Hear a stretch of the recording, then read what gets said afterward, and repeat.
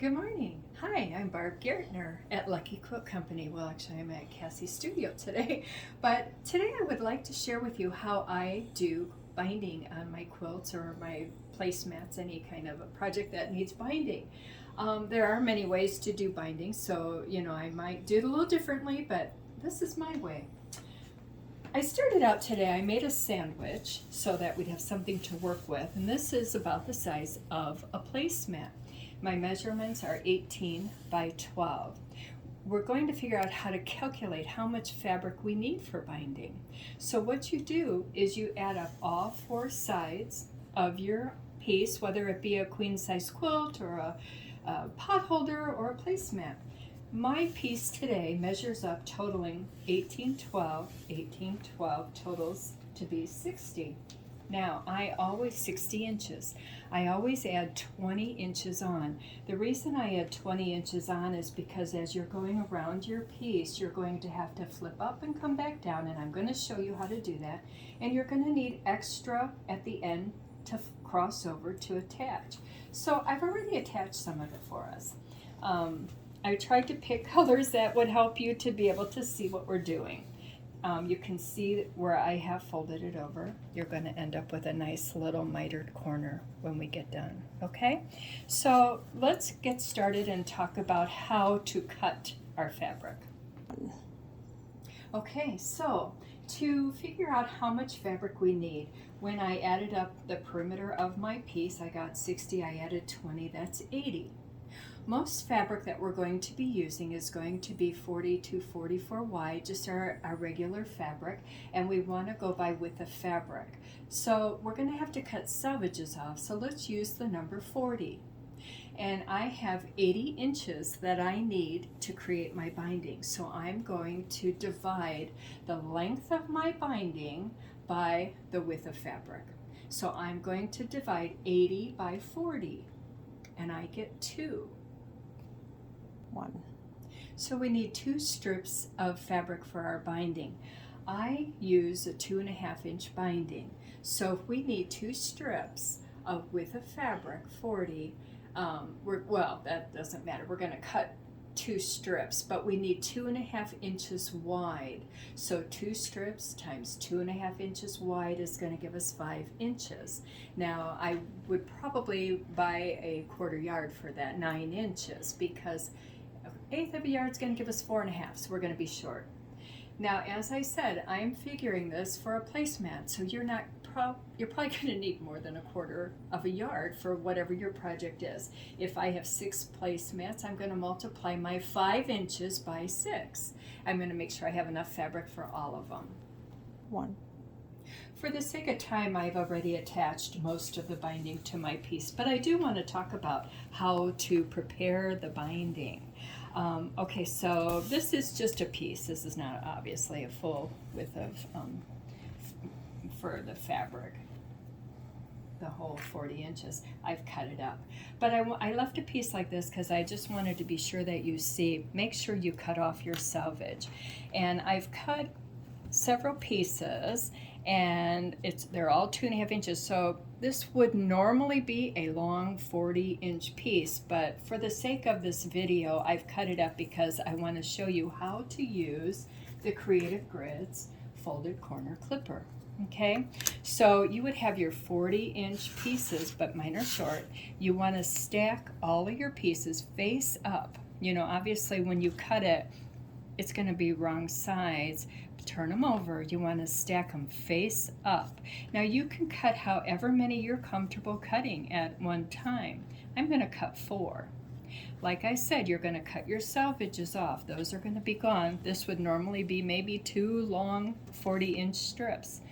But I want to show you how neat this is to use this folded folded corner clipper. Okay, everything is face up. Then you take the clipper and you put it on 2.5 inches over here. All right, now see this corner line's right up here? Can you see that? Okay, and you can see it's flat here. All right, now I'm going to take my rotary cutter and I'm just going to cut these right off, just like that. Okay, Look at that. It leaves a nice little edge. Now you're going to take 2 of your pieces and you're going to put them right sides together. See how it's flat here and flat? It's going to line right up for you. Just like that. And you're going to sew 1/4 inch.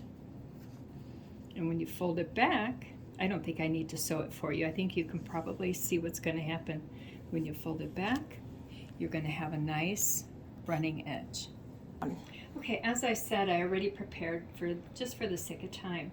When you attach it to your piece, you're going to put your raw edges together. This is your binding, raw edge. There's the fold. Oh, I should have probably said we iron it in half, wrong side together, like that. And then when we put it onto our piece, we want to leave about a 10-inch opening. So you want to leave excess here. You want to start here. See, I have this flat. Okay, then I'm going to sew my way around like this, and I'm going to go over to the machine so that and I'm going to finish it so that you can see how I come down. 1. Okay, so I sewed around and I stopped here. One of the things you might want to do is you don't want it to end up slipping and getting crooked. So and when you line it up, you can use these little binding clips, which will pull out nice and easy. Or you might want to put a couple pins. You know, whatever you're comfortable with. Okay, so we're going to continue stitching right down here. Raw edges are together. This is our fold. And we're going to stop a 1/4 inch from the edge. Now, let me just get down there and get that for you. Just bear with me. We're going to stop at a 1/4 inch. Okay, needle down, foot up. We're going to turn it, and we're going to actually just sew right off our piece. Just sew right off. Cut our thread. Okay, so we have a 1/4 inch left there. Now this is what's very, very important. Here's your tail of your binding. You want to flip it up over the top. You want to make sure that it's even. You don't want it to be going like this. You don't want it like that. You want it to be even. You want to press the little mitered corner there with your finger. Make sure you go straight. I'm a little crooked. I don't want to be crooked. And then you're going to hold on to it. You're going to bring it back down. You're going to anchor it in the corner here. Okay? And you're going to pick it back up. Go back into the machine. Line it up your 1/4 inch with the side of your foot. Put your needle down, and you're good to go again. Okay, now remember I talked about the opening.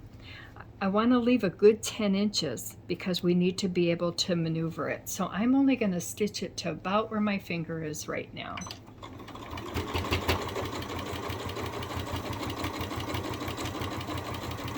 And just take your time. Make sure you stay even on the side, on the edge. Now I will do a little lock stitch. You can just do a little back stitch if you want, or I do the lock stitch on the 9450 and then cut my thread. And the reason I do a lock stitch is because I'm going to be moving it around. I also do a lock stitch when I start. Okay, so now here's what we're going to do. All right. 1. Okay, so we have a lot of excess here, right? What I'm going to do is cut a few inches here. I don't need it, obviously. This is going to be my measure on how much overlay we need, okay? This is how I do it so that I don't accidentally cut the wrong one. Now I kind of want to end up sewing in the middle here somewhere. I know I'm covered, so I'm going to just cut. I could have taken it off of this side. You can do either side. I'm just going to get rid of that. We don't need that. So now we're kind of in the middle here, right? Now I'm going to take this, and I'm going to lay it down on that. It's even here. This is my measure because this is how wide my binding is. And I lay this across, and I cut it right there. Just like that, okay? So now I know I have enough overlap to get another mitered corner. All right, then I open up, I lay my left side down. This is just how I do it. We don't need that anymore. We don't need that anymore. Left side down.